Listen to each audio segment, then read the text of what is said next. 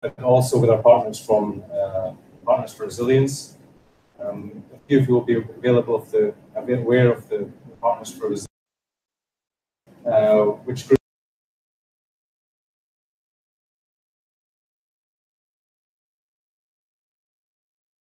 the Climate Centre and Coordinator. So this network, which has developed a number of projects, is involved in implementing integrated resource management, linking this with climate change adaptation, ecosystem risk management, and disaster risk reduction. And so this project, as well as the network, has been funded by the Dutch Ministry of Foreign Affairs, I think since 2010. So just a couple of points to introduce this session before we get started. So globally, we have lost, we estimate, 64% of our wetlands since the beginning of the 20th century. And at the same time, we expect the next 10, 20 years, next few decades, the global water use will dramatically be increasing. So with this trajectory, we need to make sure that we start to look at ways to restore wetlands and to safeguard our water resources. Because I think it's important to realize that wetlands are our water sources. And I think just as women are central in the area we're looking at, particularly in the Sahel, in the Horn of Africa, that they are central for providing water to their communities.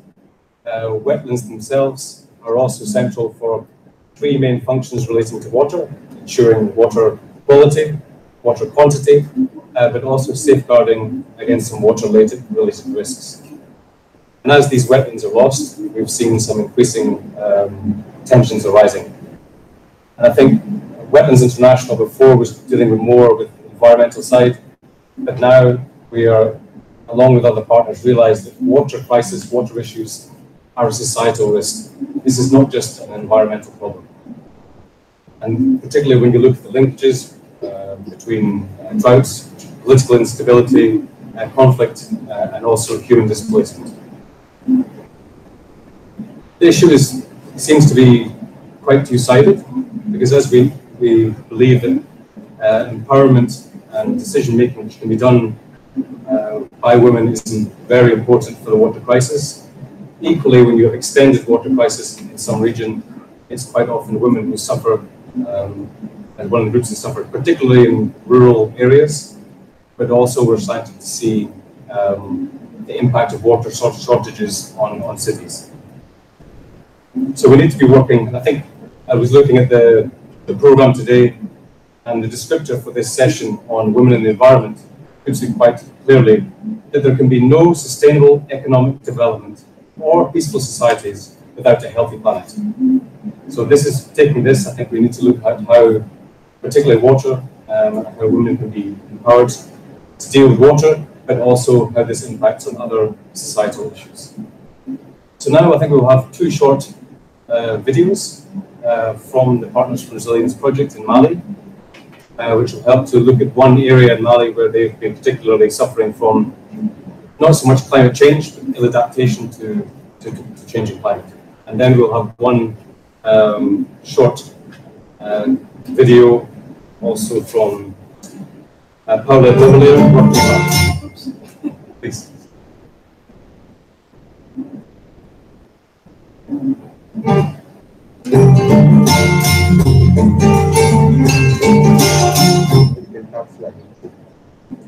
Kala otado ayoro jaranya buyana awre bede borati wa kumbeli misokia ando ayo komike abena awrema abena dugutiki ma abena konsa ma abena duguto sala wipi sahe ngidem abori ya sekia demita hanja sena Dia itu mereka boleh ketua dewan sarga kita boleh agoi ya sama sekali. Ada yang dong.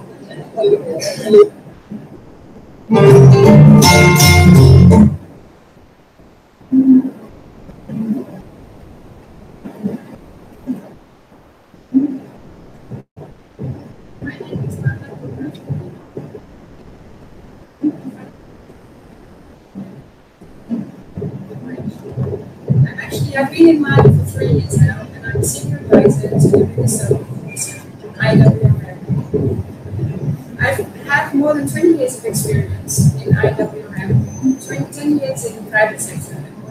state and government institutions. The reason why I want to take part in this seminar is that I'm really interested in the effects of IWM on women and girls, especially because last year here in Mali it's been a very dry season. And what actually happens each year is that the young women and young girls from the families who work in the rural areas come to Bamako here to work in families. They clean, they wash, and they work very, very hard in the families in Bamako. They earn about 10,000 CFA a month, about 50 euros, and they send most of it back to their family.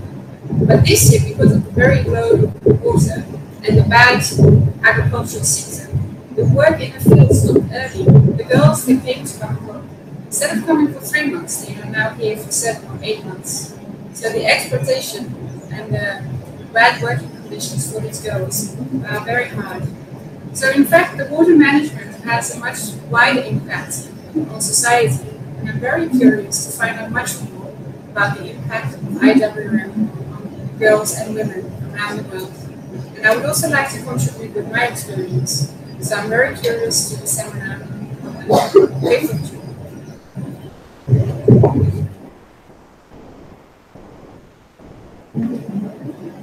Thanks. So I think just to start off, thanks for these presenters' videos. They will just do 1 minute from each of the panel, just to explain some initial ideas, and then we'll do some short presentations from each of them. So first of all, we could just have 1 minute, some quick feedback on why do the connections of women, water, and weapons matter for peace and security. So just some views of why these linkages are important. So Annette, if you could just give a short 1 minute on your initial thoughts, please. Yeah. The connections of wetlands, water, and women matter. One is to attain gender equality.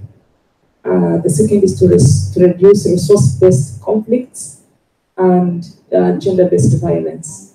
In our work, we've been able to see that when we secure or govern wetlands better, and increasing women participation, we create a peaceful community and peaceful homes. One of the problems is that women have, in areas where there is water scarcity, water stress, women report walking long distances, and as a result, they face GBV while there or GBV at home.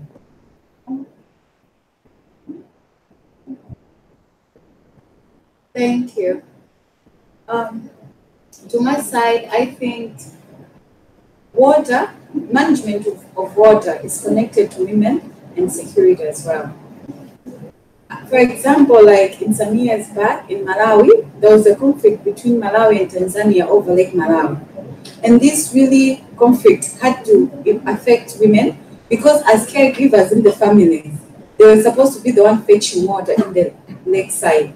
So because of the conflict, the Tanzanian people and the Malawian people with the fight, the women were the ones affected first.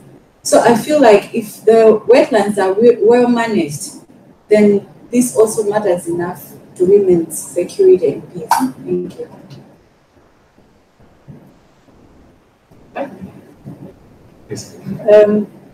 Yeah, I think we think a bit the same. Yeah, I think first of all, it's clear that 1/3 of the world population is living in water scarce regions, such as we just saw, and at the same time.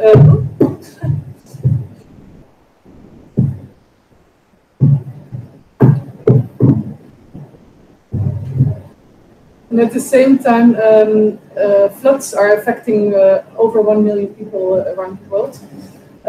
Women are often hard hit, and at the same time, when conflicts arise over these issues, women can be change makers in addressing. Yeah, I think that a useful exercise to understand why women are so important in terms of security at local scale, we have to think much bigger at the beginning, trying to understand the need of having, for instance, water cooperation between countries. And that is a matter of assuring stability in terms of regional integration between countries. And now, having understood that role of water in terms of regional security, and we go smaller and going to local, we understand that water cooperation, and so having more dialogue between the use of water resources can then facilitate societies to have a peaceful treatment of water resources in terms of better use of water resources. So and who better than the women that are daily tackling with problems related to water and fetching and giving water to kids for food, for agriculture. So they are really key on stability and on peace of at regional and local level. Thank you. I think that I would like to stress what you said, that water is not just an environmental issue, and therefore, it is also a women's issue. It's also a health issue, a human rights issue, a foreign policy issue, a development issue. So in this respect, water connects women and security. And very often women suffer most from droughts, from floods, from loss of livelihoods, from involuntary migration and conflicts, because of what has just been said, they are caregivers. We are supposed to tend for our families on top of many other activities. We are multitask people, but we believe that our main responsibility is to take care of our family. This means young children. This means elderly people. We have this responsibility. We have the presumption of guilt, not the presumption of innocence. So in difficult situations, in situations where you have stability that is at risk, our burden and our responsibility is stronger. So that's why we have to think, the water also from this perspective. And I would like to say that we have to think of women as victims of this kind of situation, where the conditions can be extremely difficult, but also women as agents for change and for peace, because it has also been proved that when you involve women in solution of conflicts, peace that is achieved is much more sustainable. We are less aggressive than men. But I'm not I don't have any kind of a prejudice against men. I have 4 boys and I am happily married. But I think that it is a factor that when you involve women in these solutions last longer. Okay. And now I think we'll get up some short presentations. First of all, I'd like to invite Annette to talk about some experiences in PFR. So PFR is active in 10 countries, including Uganda, Mali, Kenya, Ethiopia, South Sudan. So first of all, I'd like to ask Annette, how have you seen the focus of women's participation in wetlands and what resources needed? So what is your experience of PFR involving women, and how has this been essential or important for the project?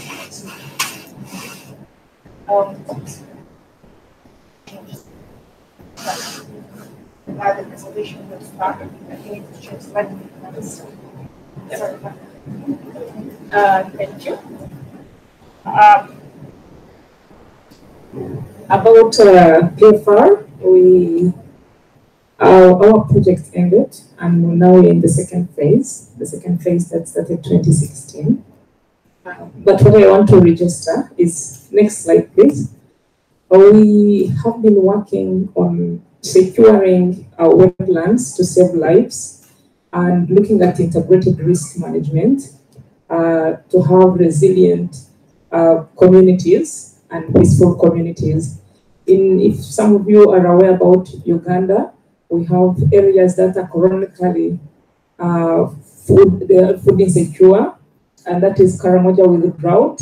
So PFR works in Otuke, and the Otuke is neighboring Karamoja. So you can imagine when there is water stress, they just run to Otuke for the conflict. And the conflict comes because these are pastoralists versus cultivators. What I can say that FAO 2017 found out that 11% of Ugandans are food insecure. And if you look at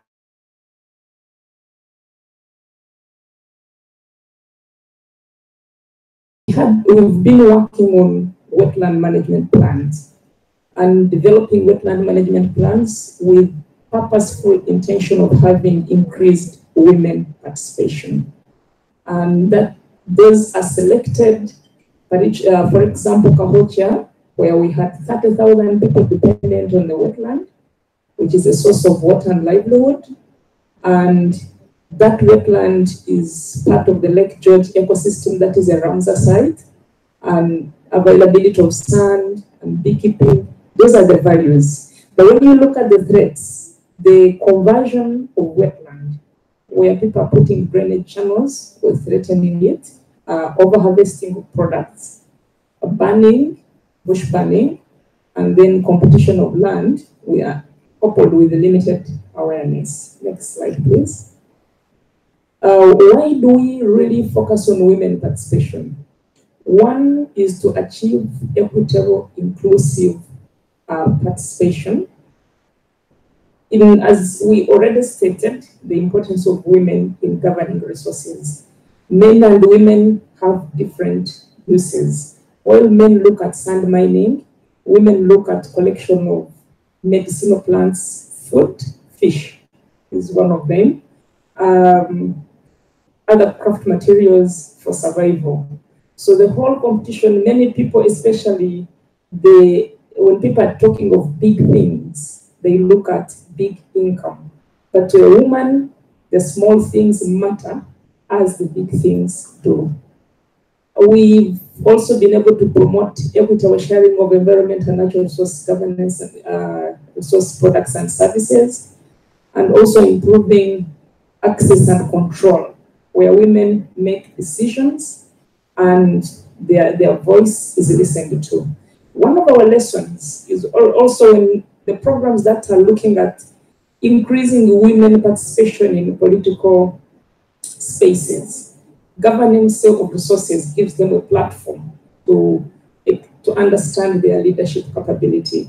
And in our experience at CARE Uganda, we've seen women who are participating in local resource management able to rise up and participate in local government political seats. The councillors, I don't know if any of you is aware of the decentralized system of governance. And how? One, we've been able to deliberately mobilize women and the youth to develop participatory management wetland plans, and also to recognize the role of women in the governance structures. We have a affirmative action given in the law, 30%. But in CARE Uganda, particularly under the PFR project and other projects where we are funded by the NIDA through CARE Denmark, we've been saying 30% is policy, but what would be realistic and fair? So we've been able to raise women participation to at least 40%. And that one we've even tested in other projects. What I can also say is that setting up bylaws as agreed upon by stakeholders. You know, in the principles of accountability, legitimacy is as important as participation. The laws have to be grounded in a legal framework. Yeah. We're doing well for time, so each talk will have 5 minutes. Now I'd like to give the floor to Grace. And the question that we were interested in, we understand that Grace has been working on developing a project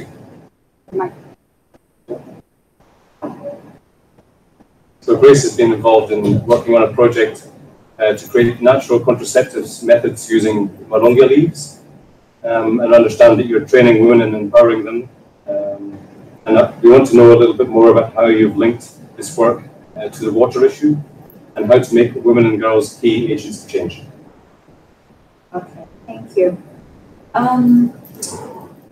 Our project, let's say it has been now working for a year and some months, and it is about empowering women, rural women and girls, on how to produce spices and herbs and process this into other products.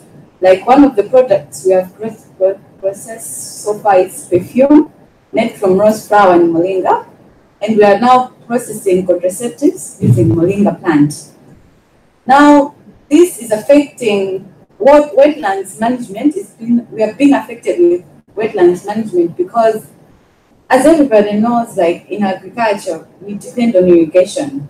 Like in our part, we do not only require rain-fed products, but we also irrigate them.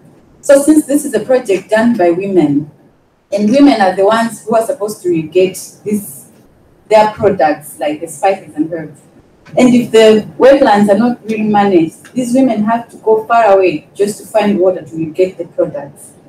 And some places where they find water, like in one of the areas we are doing now, the project, where there's the river, it's far away and it's so dangerous.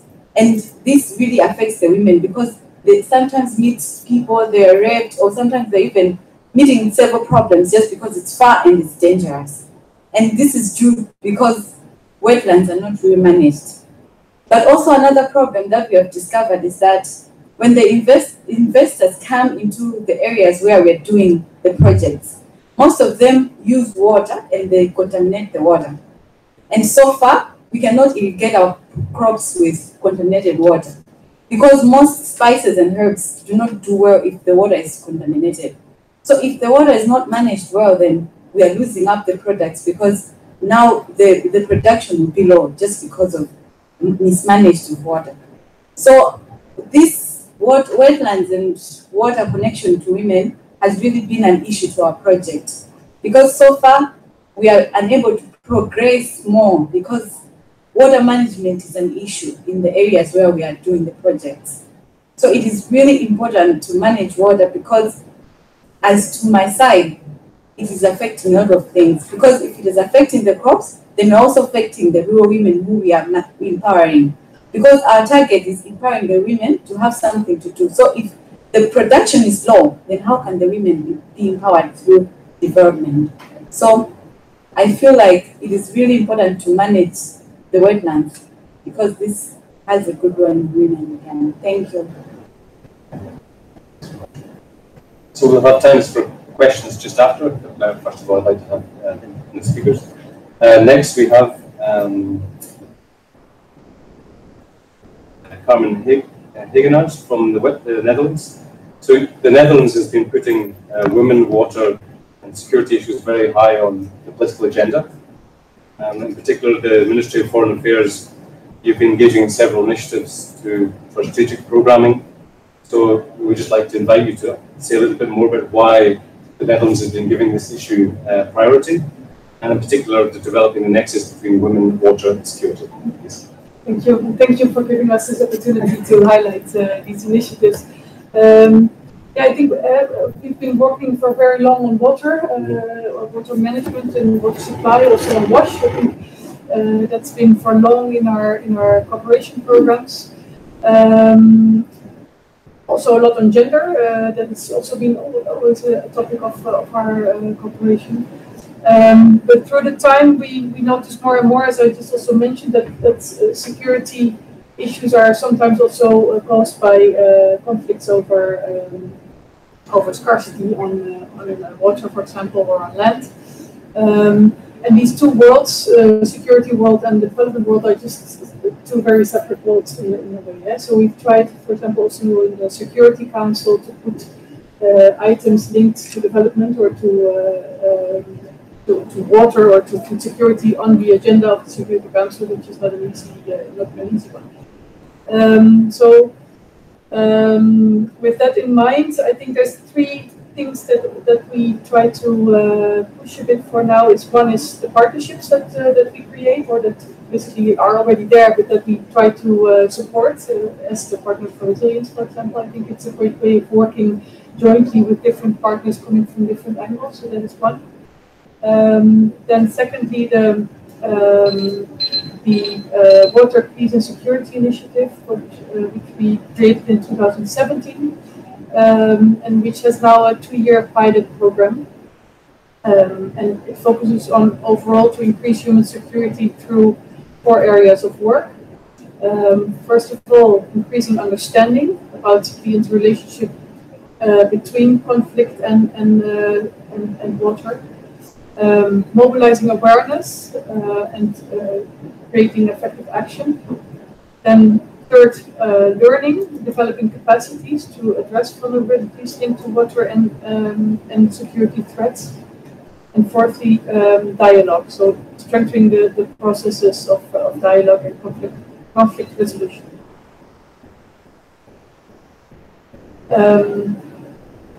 It's still very much work in progress. It was launched last year, so we will have to see what it leads to. But I think we will strongly favor to work on this. The Planetary Security Initiative is another initiative. It's not linked to water specifically. It came under our former government. It was launched in 2015.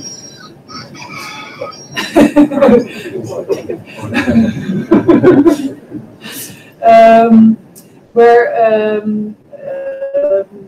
we focused first of all a lot on climate change related to security issues. But it also became broader. We have now had three planetary security conferences where networks and people are brought together and where best practices are being shared. The next one is coming up in February 2019. And we see also the EU, of course, picking up the topic very strongly. So we see a bit of a chain in focus on it, and I think one is creating and putting it on the agenda, and secondly sharing experiences. Okay, great. I think that leads in very well to our next speaker, to Claudio.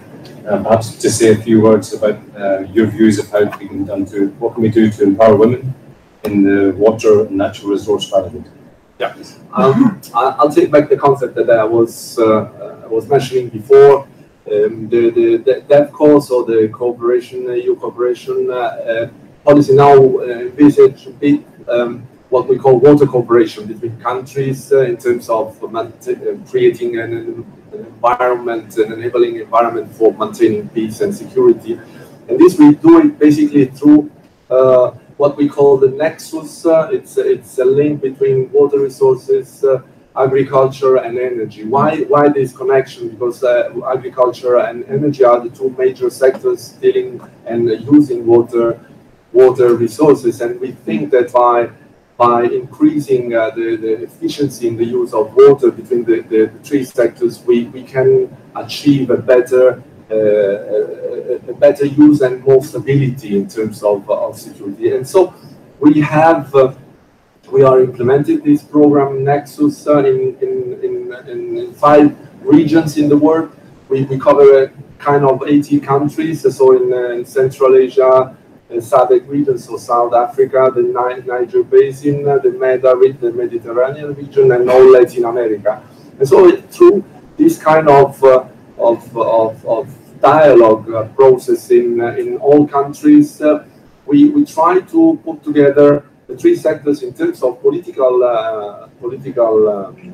actors in the three normal ministries of water, resources, agriculture, and energy, and trying to establish a connection between the three sectors that otherwise, like in every country in the world, are separated at the very beginning of the structure of the government. So try to put them together in dialogue and creating synergies to use better water resources. And we're doing this at national level and at regional level, because we do consider that use of water resources is a matter of regional stability. My colleague will later on talk more about this. So now where is women, the role of women in all this? So when we deal with the use of water resources in these three sectors, so what we're doing is creating also dialogue and base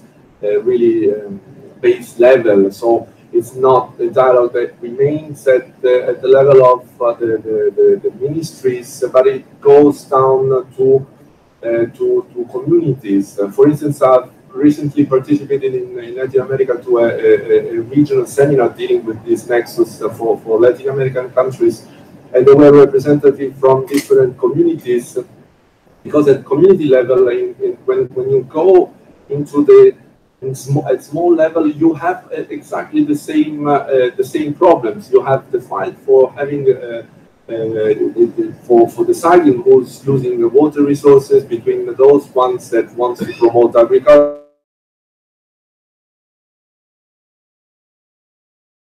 the other ones that buy to other. So you have to create synergies also at micro level to have more efficiency. So this program now is ongoing. We tend to further follow with the second phase, but we do think that the role of women, especially when we go to micro level, at least at country level, it's essential. And there is one aspect that has been mentioned by my colleague just before, which is essential. The problem of pollution of water resources is really creating enormous threats to the environment and to water resources in everywhere, from Latin America to Asia to Africa. And the role of women at local level is essential to control, to monitor, and to address questions related to water pollution. So by saying this, is that definitely the role of women it's essential and can be really it must be strengthened when the use of water resources is decided. Okay, great. Well, and lastly, to comment, Marcus Ruiz, as we said at the beginning of the session, there will be increased demand on water resources. But this will be leading to shortages in the coming decades, which will cause us some major challenges. So, in your point of view, how can this be addressed by the EU foreign policy? Thank you. Yes, as I said, water is also a women's issue. In developing countries, the burden of running water rests primarily on women. Apparently, the average time that is dedicated to running water in Africa and Asia is there are like 5 kilometers that are walked every day by women, and this of course represents time that is not used in something that is maybe more productive socially or economically, or also in terms of progress, personal progress. This affects the girls' education. It also affects the women's ability to work and to tend to their families. And this also has an impact in the results in education. There are many more girls who drop out of primary education than boys. Also, there is the issue of sanitation, that are toilets in schools. So, water is clearly a women's issue that also has a dimension of lack of proper involvement in the decision-making process of women concerning water. Because as a speaker said in a TED talk, I saw preparing this lab, it's time for women to use their brains for water, not only their heads. So we are in this objective of trying to support this change in order to make sure that the Sustainable Development Goals are implemented. And as Carmen has also said, we have 2 Carmens in at the table. We consider water also as a foreign policy issue, and this means also making the connection between water and security. It is not only an environmental topic. It's a human rights issue, a security issue. And we are aware that, in fact, there are many water resources that are shared between different countries. In fact, half of the Earth's land surface is water resources that cross borders cover nearly half of the Earth's land surface and account for 60% of global fresh water. So it means that we have to take into account this international dimension of water. And also water is, there is an increasing attention in international relations, in foreign affairs ministries on water. Because, of course, you have this human rights dimension. You have also the sustainable development dimension and, of course, the security dimension. That is getting an increasing attention. Concerning security, I would like to underline this approach to security that we share with the Netherlands and other European countries. We are not talking about hard military security, we are also talking about human security. And access to water is an important dimension of this human security. And this is recognized in the EU Global Strategy of 2016, where, of course, gender equality is mentioned as a cross-cutting issue, but also water as a factor for stability. And the evolution of the international scene, unfortunately, is going in such a way that water conflicts and water scarcity are becoming serious threats due to growing population, to increasing and conflicting demands, and also to the impact of climate change. So in the EU approach, we consider that cooperation on shared waters is vital for peace and stability, for development that is sustainable, and also for the protection of natural resources in our planet. In fact, 2018 is a very special and very important year for water. We have the International Decade for Water that has just started. Also, we had the World Water Forum in March, where the EU coordinated its position. Also, we have the high-level political forum on sustainable development in New York, July this year, where the Sustainable Development Goal 6 on water access and sanitation is going to be reviewed. And finally, also, we have an important meeting of the parties of one of the two water conventions that deal with the Transboundary Water Cooperation, the UNEC Water Convention. So we have a policy document that reflects the EU approach to EU water diplomacy. These are the Council conclusions that were adopted in 2013, where for the first time water was considered as a foreign policy issue. So we talk about EU water diplomacy, not just an environmental topic. And then, it was recognized that water can be an important factor of tensions and conflicts. And also, we underscored what Claudio had also said, that we need to have, a comprehensive response, where we also have to take into account the nexus between water, food security, and energy, and post-climate change. We also, in these council conclusions, the importance to integrate the gender dimension was also recognized, and the importance to promote collaborative, sustainable management of water resources, and also regional cooperation arrangements to exploit sustainable water resources. And we also had the clear support of the EU to the international legal framework concerning water. That this is the UNEC Water Convention that was signed in Helsinki in 1992, and the UN Convention on Water in New York of 1997. What have we done after these council conclusions were adopted?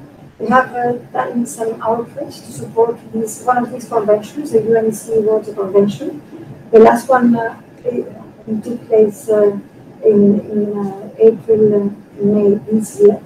We have asked our delegations, we have a very, very widespread network of delegations around the world. We have asked our delegations to do an outreach to the authorities of our partner countries. And this has been done also in collaboration with member states, in some cases, to support the global scope of the UNEC Water Convention. This has been quite successful, and we intend to do some follow-up in collaboration with DEFCO, with the European Commission. Also, we are working on EU guidelines on water, on the right to water. this is also something new that is a new area of work that we are developing. And we hope that we'll be able to have some classic conclusions from social and economic rights early next year. And in particular, we hope to have some EU guidelines on the right to vote. And one important thing now that we are working on jointly with our colleagues of the DEFCO, the European Commission, with Claudio, Lelia, and Veronica, and also with our colleagues in the environment and engineer, we are trying also to do an update of these council conclusions, because they were adopted in 2013, so 5 years have passed, and many things have been happening. There is a growing demand of water. Also, the impact of climate change is getting much more and more evident, and there's also a growing demands. So, unfortunately, growing conflicts within countries and between countries. So there is this awareness that water has to be dealt also in diplomatic circles, not only in environmental circles. The Netherlands and other countries have been very active, trying to make sure that this dimension, this link between water and security, is not forgotten, but also discussed at the highest level, like at the UN Security Council. Because we have had two major developments since 2013. One is the Paris Agreement, and the other one is the adoption of the Sustainable Development Agenda 2030. So we are still at an early process. We are working hard on this.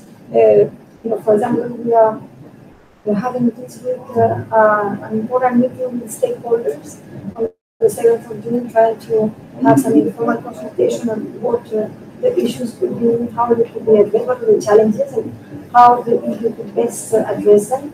We're also having some consultation with member states to make sure also that what we are going to propose also is politically realistic. And more or less, we intend to go. We are following some basic ideas. One is to consider water as a cross-cutting issue. We cannot just think of this topic from one perspective. And if we do, it will fail. Because there are many dimensions we have to take into account to we want to make sure that we have an impact in these water challenges. Second, and linked to this is that we have also to take into account this human rights dimension of water. And that this has a very clear consequence as far as women and gender. Then the second idea that we would like to strengthen water governance, and it has a consequence in many areas, internationally, at international level, at the regional level, at national level, but also at local level. So it's very important to involve the local communities and indigenous communities, people who are really involved by water.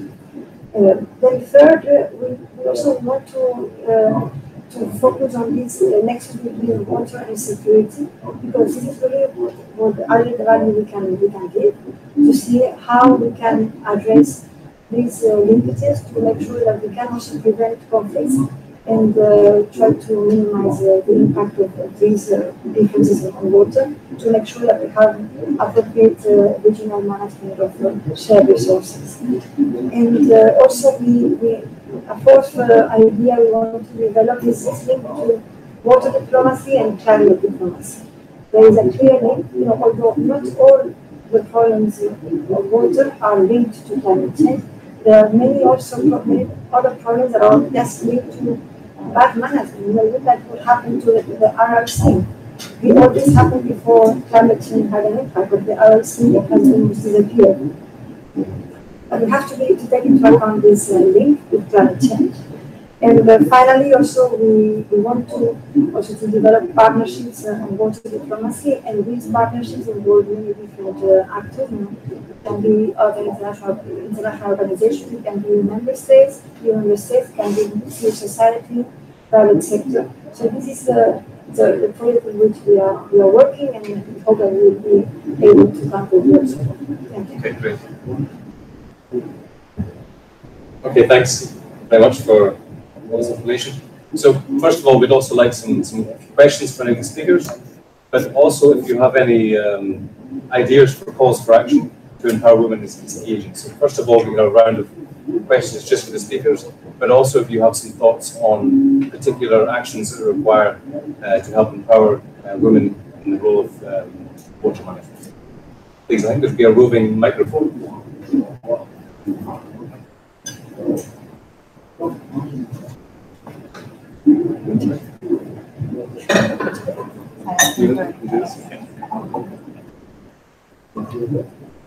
I'm Juana Vega from Gender Water Alliance.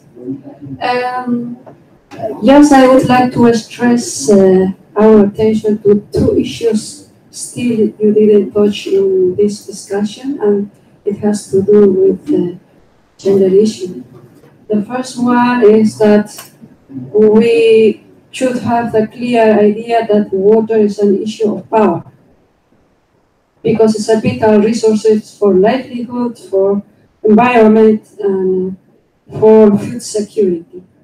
So power, and this, when you are talking about the power, we are talking not only the power relations or inequalities between women and men, or within the community, but also this power relation between the countries, the transboundary water management, and also power relation north and south. I say north and south, we should also talk about the virtual water. How many tons of water we are bringing or transporting from the south countries to the north countries to supply our consumption behavior, our consumption patterns.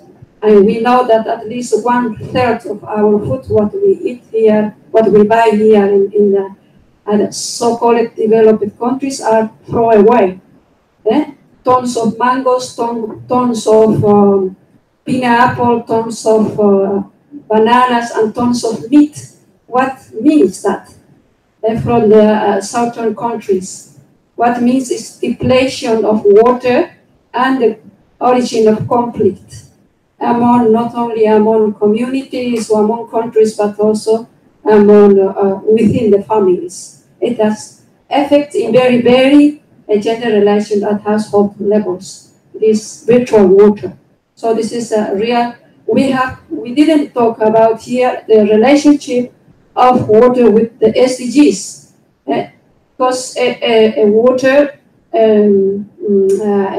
water is related with more or less 14 SDGs. What about the consumption, this sustainable consumption production? This is one of the core issues we need to talk when we are talking about the water depletion or water problems or water talks or water security. I mean, these issues still we need really to raise in this kind of discussions.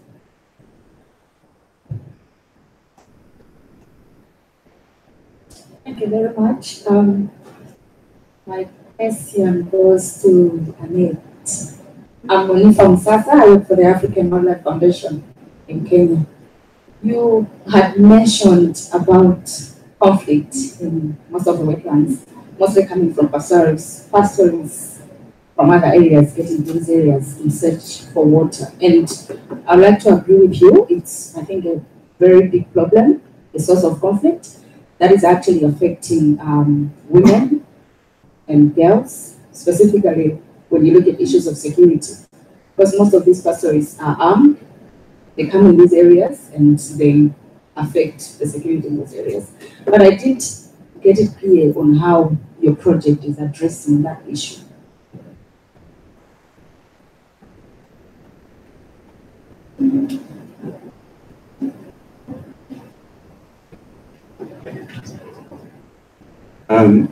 I just wanted to ask if there were examples of water conflicts between countries, specific countries, in particular on how they've been well managed and resolved, maybe with the EU's assistance, and whether they, whether these sort of things could be a model for other water conflicts in the future. Can we get some quick answers, and then we still have time for questions. So first of all, to Annette, so looking at how your project has dealt with the water security issue, and then if anyone else wants to think of some good examples of where. Thank you. The way we are addressing the conflict is about having a multi-stakeholder platform, and the platform that is comprised of the inter-district forum to see that leaders, together with civil society, the private sector, and the community representative, set local rules and regulations to govern the resource and the negotiation. In fact, we're encouraging now that by the time the pastoralists come into an area, they send advance team to negotiate with the district on how resources will be managed. But we're also looking at the issue of peaceful coexistence and understanding the reality. So in the last drought, I think most of you read the prolonged drought in Uganda, particularly in 2017. We had minimized the conflicts because we had what we call early warning, preparing the stakeholders platform to mediate and negotiate about equitable access. And I think the project has demonstrated some success.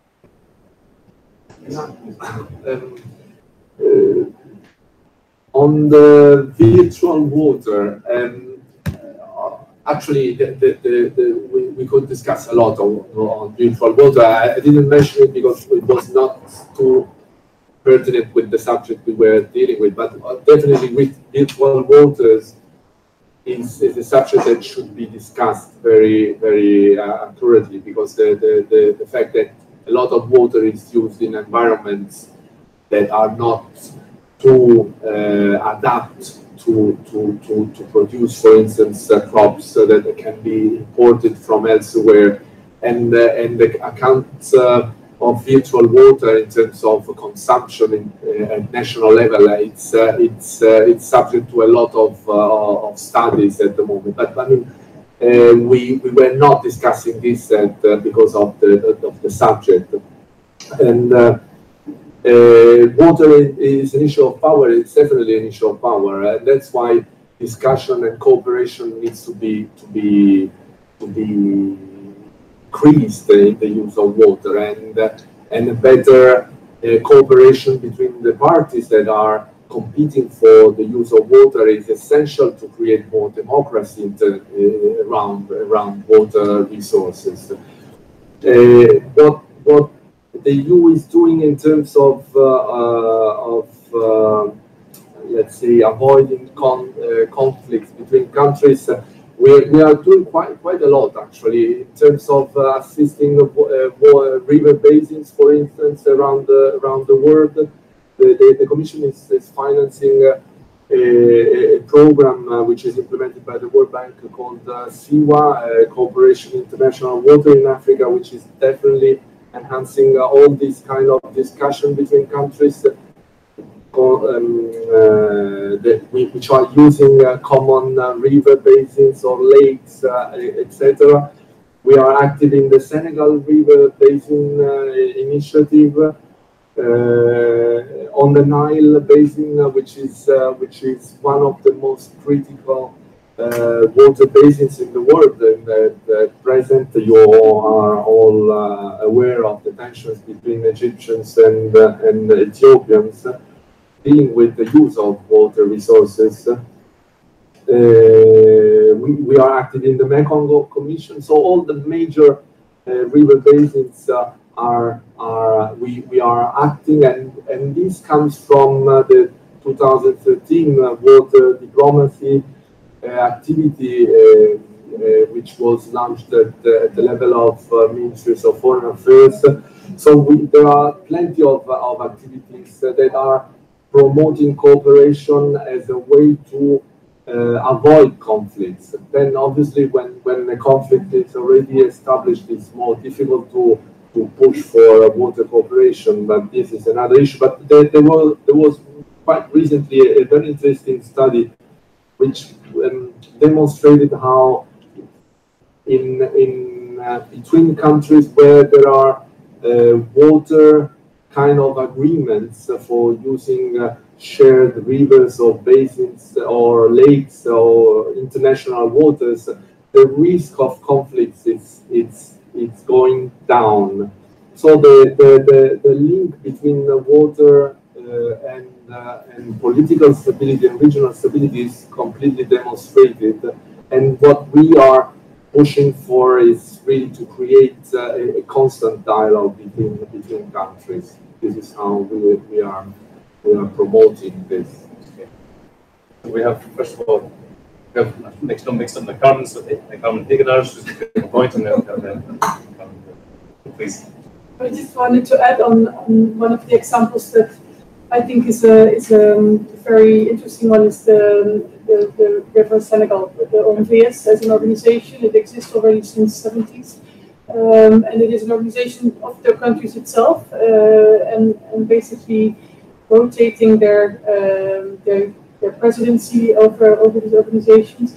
Over the organization, it's funded. I think we funded as well. We also do some financing of the organization, but I think it's a very good example of how these four countries work in one organization and linking their work in that.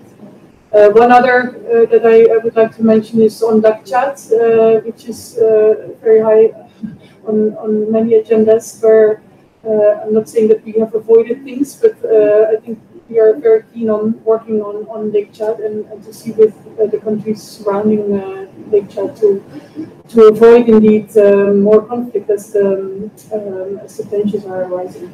Great. Thanks. As Claudia was saying, in this country conclusion of 2013, there were some regions that were identified as regions where water conflicts were more evident in the Middle East, the Nile, the Mekong, Central Asia. And it's true that we had a Sahel region also. And we have to think of that the EU has a strong influence and capacity to promote these kind of values that we consider worth defending, like a regional cooperation on the water basins, try to promote transboundary water cooperation. And this can be done not only through our projects, that this is very important, but also through the different diplomatic means. For example, this outreach that we have done goes in that direction to promote transboundary water cooperation.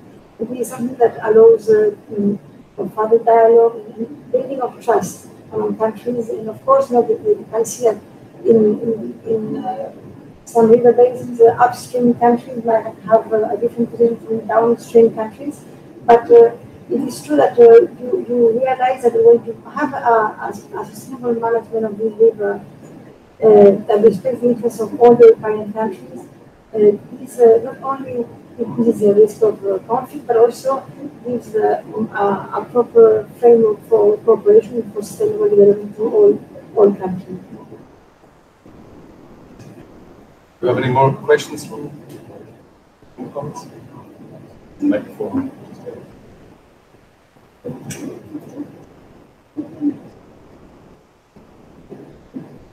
Yeah, I think this question on virtual water is further important to be without a more comprehensive policy. Just a little closer. Okay.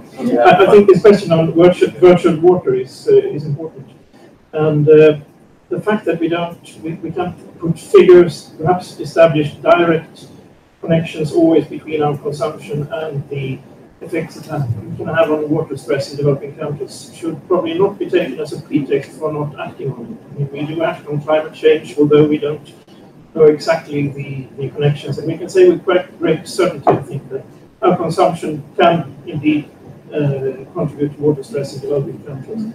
Now, the EU is strongly encouraging trade and exports from developing countries. So it's quite conceivable, perhaps even likely, that through our trade, through this policy, we are actually aggravating water stress in developing countries.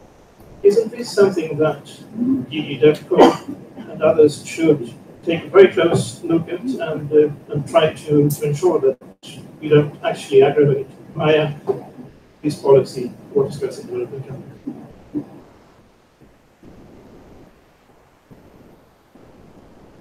Well, it is a very complex analysis. The analysis related, let's say, economic exchanges and trade activities between countries and the virtual water. You do understand that the political agenda related to trade activities is not probably considering any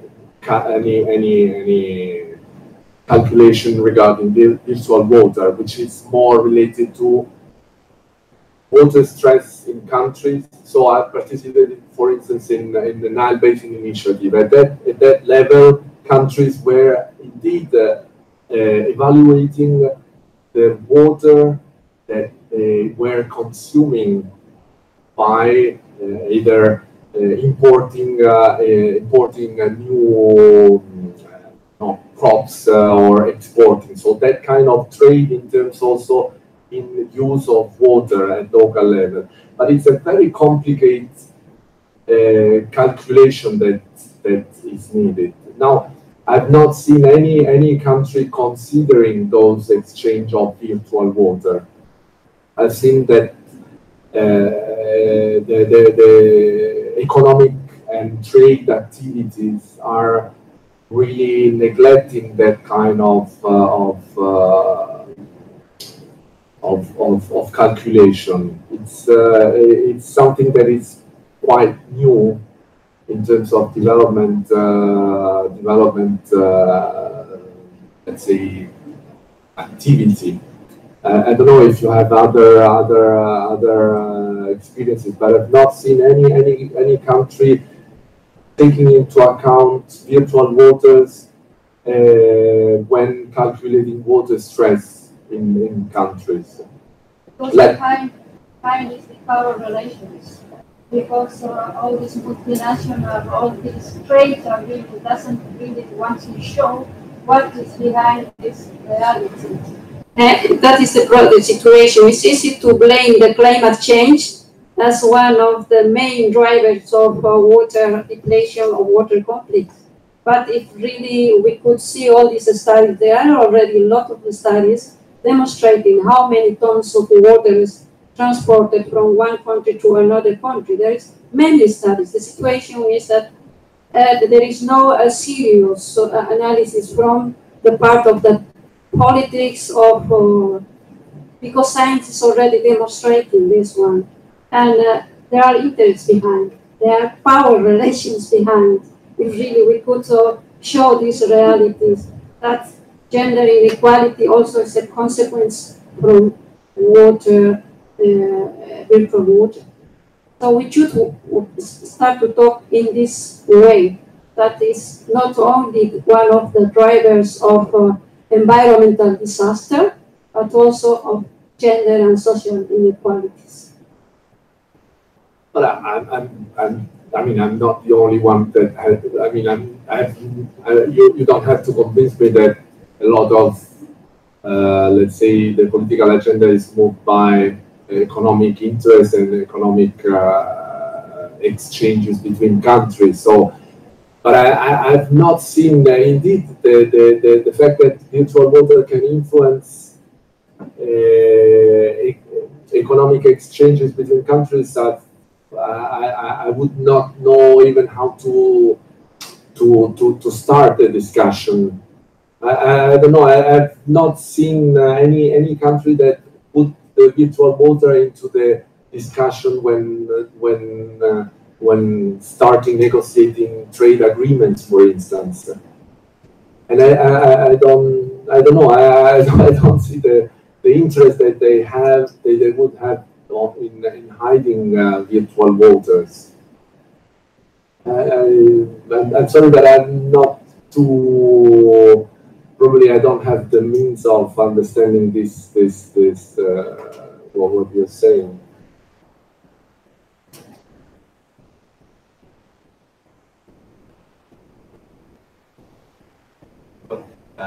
Difficult to reach a conclusion on this last point. We have around 10 minutes. I would like to do a wrap up, but just before I do so, if there are any last questions?